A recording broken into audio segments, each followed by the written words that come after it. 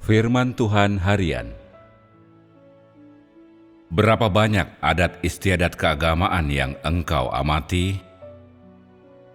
Berapa kali engkau telah memberontak terhadap firman Tuhan dan menjalani hidup sesuai kehendakmu sendiri?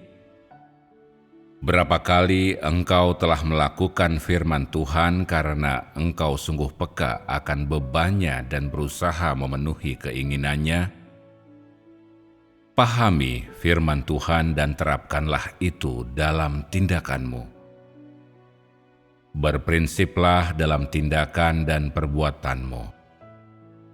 Ini bukan berarti mengikuti aturan atau melakukannya dengan keengganan hanya untuk mencari perhatian. Sebaliknya, ini berarti penerapan kebenaran dan hidup menurut firman Tuhan. Hanya penerapan seperti ini yang memuaskan Tuhan. Adat istiadat apapun yang menyenangkan Tuhan bukan aturan, melainkan penerapan kebenaran. Beberapa manusia memiliki kecondongan menjadikan diri mereka pusat perhatian.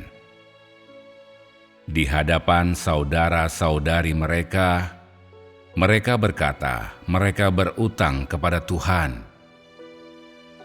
Namun di belakang, mereka tidak melakukan kebenaran dan bertindak yang sama sekali kebalikannya. Bukankah ini sama seperti kaum Farisi yang religius itu? Manusia yang sungguh mengasihi Tuhan dan memiliki kebenaran adalah manusia yang setia kepada Tuhan, namun tidak memperlihatkannya keluar. Dia bersedia melakukan kebenaran saat perkara-perkara muncul dan tidak berbicara atau bertindak dengan cara yang bertentangan dengan hati nuraninya. Dia menunjukkan hikmat saat perkara muncul dan berprinsip dalam perbuatannya, apapun keadaannya. Manusia seperti ini adalah manusia yang benar-benar melayani. Ada beberapa orang yang sering berkata di bibir saja tentang berutangnya mereka kepada Tuhan. Mereka menghabiskan hari-hari mereka dengan dahi berkerut penuh kekhawatiran, berperangai palsu, dan memasang wajah nelangsa. Begitu menjijikkan. Dan jika engkau bertanya kepada mereka, dalam hal apa engkau berutang kepada Tuhan? Tolong katakan kepadaku. Maka mereka tidak akan dapat berkata-kata. Jika engkau setia kepada Tuhan, maka jangan membicarakannya di depan umum, tetapi tunjukkan penerapan yang nyata guna menunjukkan kasihmu kepada Tuhan, dan berdoalah kepadanya dengan hati tulus. Mereka yang hanya menggunakan kata-kata untuk berurusan dengan Tuhan semuanya orang munafik. Beberapa orang berbicara tentang berutang kepada Tuhan dalam setiap doa, dan mulai menangis ketika mereka berdoa, bahkan tanpa gerakan Roh Kudus. Manusia-manusia seperti ini dipenuhi oleh ritual dan gagasan keagamaan.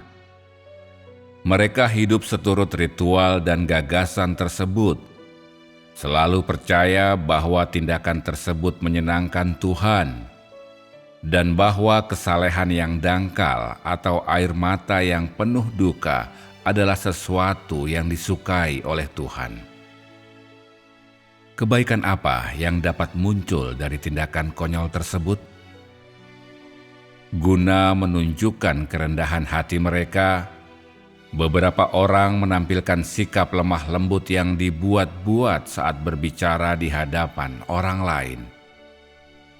Beberapa orang sengaja menundukkan diri di hadapan orang lain, seperti seekor domba tanpa kekuatan sama sekali. Apakah ini sikap umat kerajaan? Orang dari kerajaan haruslah penuh energi dan bebas, lugu dan terbuka, jujur dan menyenangkan. Orang yang hidup dalam kebebasan. Dia memiliki karakter dan martabat, dan bisa memberikan kesaksian kemanapun dia pergi. Dia orang yang dikasihi baik oleh Tuhan maupun manusia. Mereka yang pemula dalam iman memiliki terlalu banyak penerapan lahiriah. Mereka harus terlebih dahulu melalui masa penanganan dan penghancuran. Mereka yang memiliki iman kepada Tuhan dalam hati mereka tidak dapat dibedakan secara lahiriah dengan yang lain. Namun tindakan dan perbuatan mereka layak dipuji oleh orang lain. Hanya manusia seperti itu yang bisa dianggap hidup dalam firman Tuhan. Jika engkau mengkhotbahkan Injil setiap hari kepada orang ini dan orang itu, membawa mereka pada keselamatan, tetapi pada akhirnya engkau masih hidup seturut aturan dan doktrin, maka engkau tidak dapat membawa kemuliaan kepada Tuhan. Sikap manusia seperti itu adalah milik orang religius dan orang munafik juga. Apa yang direpresentasikan oleh perbuatan baik yang dangkal dari manusia? Semua itu merepresentasikan daging, dan bahkan penerapan lahiriah yang terbaik pun tidak merepresentasikan kehidupan. Hanya temperamenmu sendiri. Penerapan lahiriah manusia tidak bisa memenuhi keinginan Tuhan. Engkau terus-menerus berbicara tentang berutang kepada Tuhan, tetapi engkau tidak dapat membekali kehidupan orang lain atau mendorong orang lain untuk mengasihi Tuhan.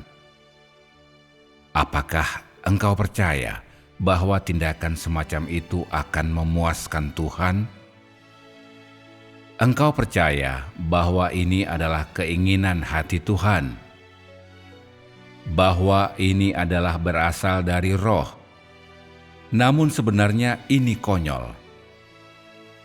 Engkau percaya bahwa apa yang menyenangkan hatimu dan apa yang engkau harapkan adalah hal yang Tuhan senangi. Apakah yang menyenangkanmu bisa merepresentasikan apa yang Tuhan senangi? Apakah karakter manusia bisa merepresentasikan Tuhan? Apa yang menyenangkanmu justru merupakan hal yang Tuhan benci, dan kebiasaanmu adalah hal yang dipandang hina dan ditolak oleh Tuhan. Jika engkau merasa berutang, maka pergi dan berdoalah di hadapan Tuhan. Tidak perlu membicarakannya kepada orang lain. Jika engkau tidak berdoa di hadapan Tuhan dan malah terus-menerus menjadikan dirimu pusat perhatian di hadapan orang lain, bisakah ini memenuhi keinginan hati Tuhan? Jika tindakan-tindakanmu selalu dalam tampilan yang kelihatan saja, ini berarti engkau adalah yang paling sia-sia di antara manusia. Sikap manusia seperti apakah itu?